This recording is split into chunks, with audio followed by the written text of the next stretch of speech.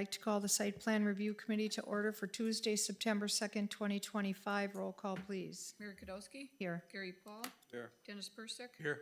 Dan Pamprin. Here. Gary Rathburn. Here. Ann Krowski and Quinn are excused. Please stand for the pledge.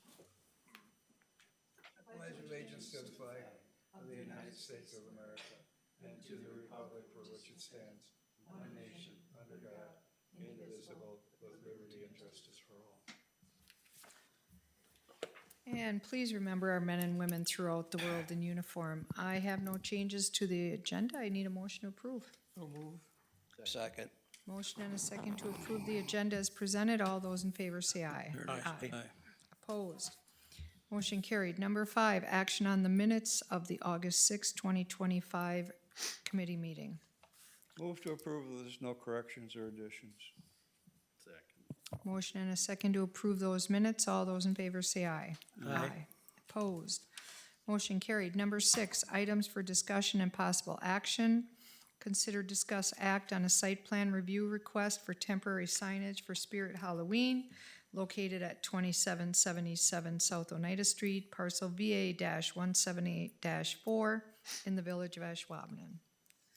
Will? Thank you.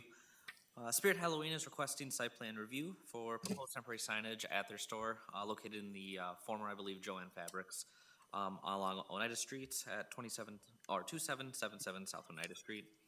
The proposed signage is 8-foot by 45-foot banner that'll just hang at the storefront, and they plan on having it up as long as the store is open, and which runs from August 15th to November 1st. A photograph was attached to your packet just to show you a sample signage of Spirit Halloween. Basically, when it comes to temporary signs, there is a basically requirement if the signs exceed a certain amount of days or size, then it must go through site plan. In this case, it exceeds both. This sign is something that is consistent with every year as we come through Halloween season. We often have Spirit Halloween or other Halloween companies setting up, and this sign is consistent with that from previous years. If you have any questions, I can certainly answer them. Same thing, different year. Exactly. Move to approve And I would, the proposed temporary sign at Spirit Halloween located at 2777 Oneida Street. Okay, we have a motion and Dan seconded to approve the temporary signage. Any more discussion? Hearing none, all those in favor say aye. Aye. Opposed? Motion carried. 6B, consider, discuss, act on a requested amendment to the planned unit development PUD at 460 Marina Lane, parcel VA-132-13. Aaron. All right, thank you. I'll share my screen and bring up the site plan.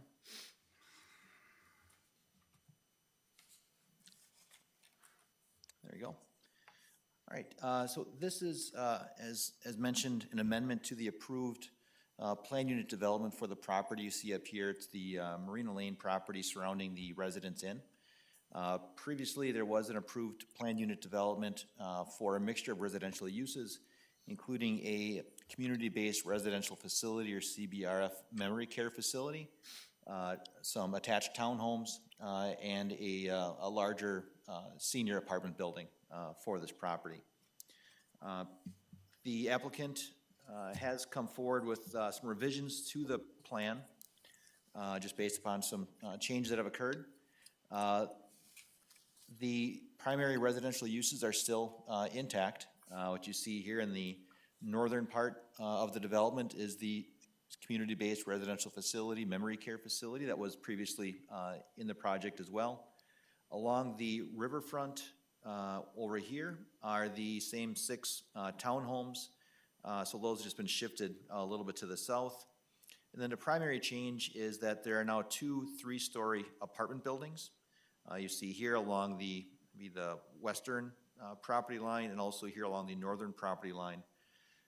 So the larger senior apartment building was broken down into 2 3-story apartment buildings, and they are no longer restricted to senior living. Amenities in the property are still the same. Now you have a pool, barbecue area. You do have some detached garages right here, as well as right here. There are incorporated garages as well into the apartment buildings.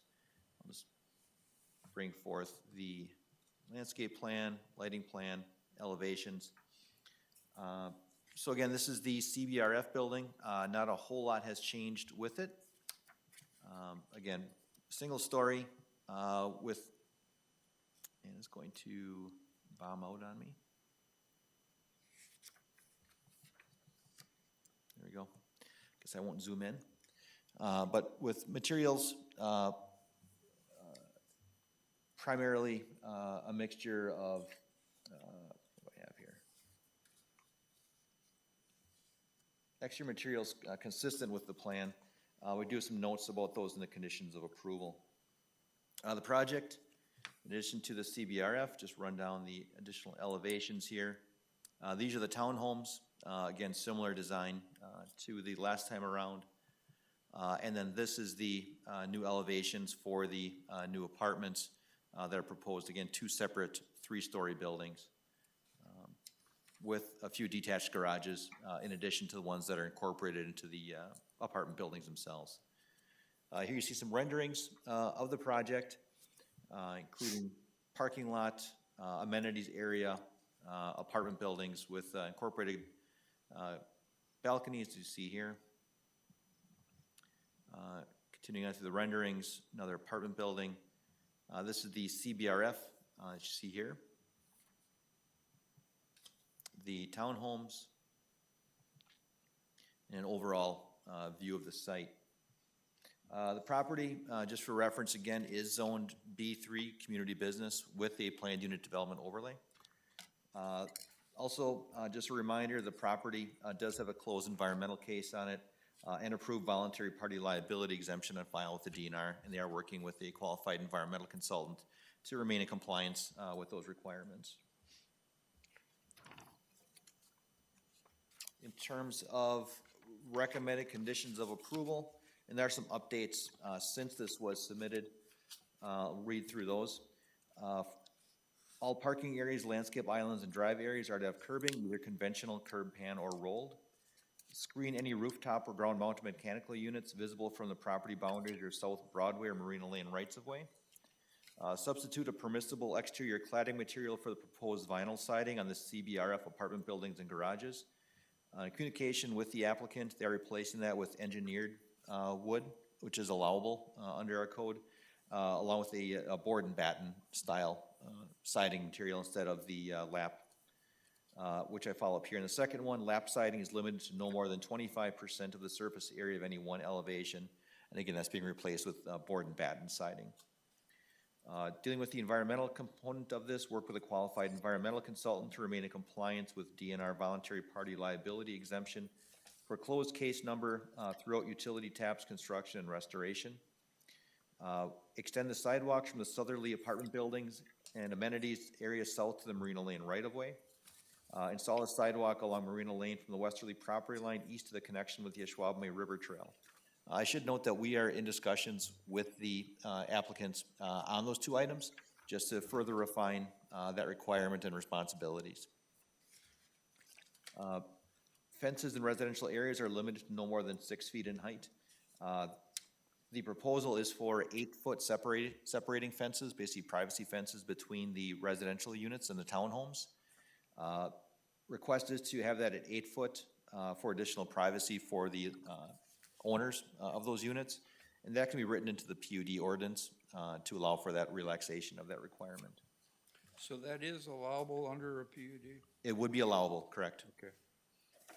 Meet all applicable requirements of the Ashwaubenon site plan review and all other applicable village ordinances. From engineering, coordinate the 2 water and 2 sanitary lateral taps with Al Farver per the note on the plans. Provide verification that Brown County Highway has approved the curb and median cut into South Broadway. From stormwater management, complete maintenance on the stormwater pond, including trash, sediment, vegetation removal, etc.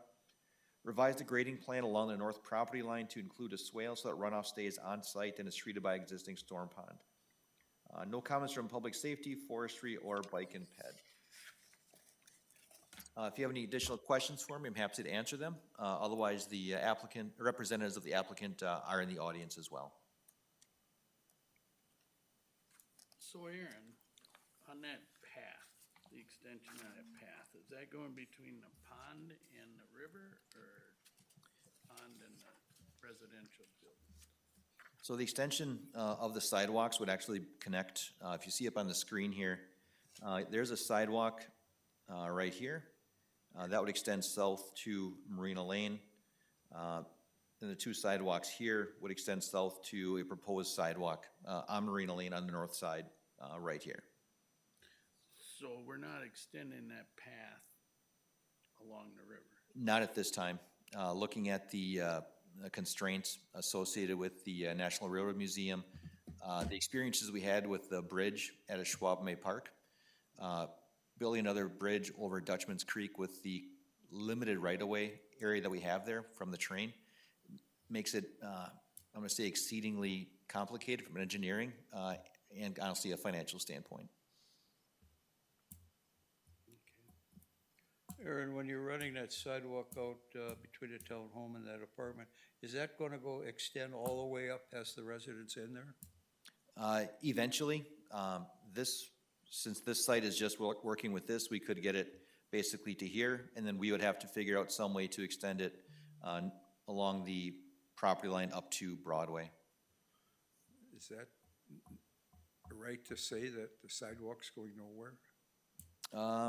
Not really, because it would allow for connection for the tenants within the apartment buildings as well as the townhomes to access direct to the Mountain Bay, to the Ashwaubenon Memorial River Trail. To the trail to the south? To the right, going to the south Yeah, then. but nothing back up to Broadway at this time? There is a connection to Broadway internally, right here. South of the CBRF, there's a wraparound sidewalk right there. Okay, all right, so the two sidewalks are basically for the trail then, on Marina Way then? Correct. Okay, all right. Nothing has changed as far as exterior looks to the one we approved already? Certainly the apartment buildings have changed. They have. Right. I'm just saying the exterior materials, they're all in compliance with our codes. Once they start, use the engineered wood, as has been discussed, and the board and batten siding, they'll be in compliance with our site plan requirements. So did they add more apartment buildings or just split them apart? There's two buildings instead of one, but as far as unit, Apartment units. yeah, as far as units, I forget.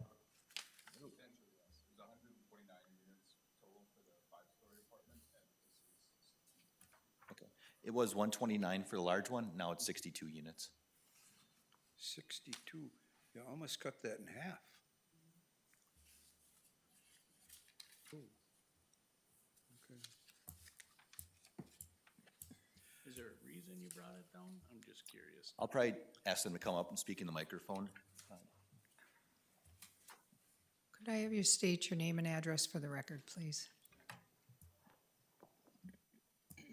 Jennifer Watermullen, 1603 Twin Lakes Circle. We just decided to decrease the amount. It was a market-driven decision. We had been talking to some realtors, and the interest in the condos with the large building was a lot less. So we just made the change. I think the hotel will be happy. Some of their rooms will be able to see the river. I didn't hear you. I said, I think the hotel will be happy because some of Correct. their rooms will see the river. Right, So the townhomes are owner occupied, correct? that is correct. Yeah. Mhm. Well, I'll make a motion to approve because I like the less dense Okay, buildings. I would second it. okay, we have a motion and a second to approve as With all staff. Right? presented with staff conditions. Does everybody understand? Understand, question, when are you people gonna break ground then? This says Um, September here. We can answer that better. September. That's September, Yeah. is that a good date? Still looking at this month yet? Yes. Well, I see the trailers there. Yeah, we see, pardon? There's substantial site improvements that have to take place due to the soil conditions. Sure. So for proper bearing capacity for the buildings, we'll have to work through those improvements. Ram and aggregate. Okay. Okay, we have a motion and a second to approve with staff conditions. Any other comments, questions? All those in favor say aye. Aye. Opposed, motion carried. Number 7, items for next agenda. Do we have items for next agenda? Nothing yet. Okay, stay tuned. I need a motion to adjourn, please. So moved. A motion and a second to adjourn. All those in favor say aye. Aye. Opposed, motion carried. Thank you.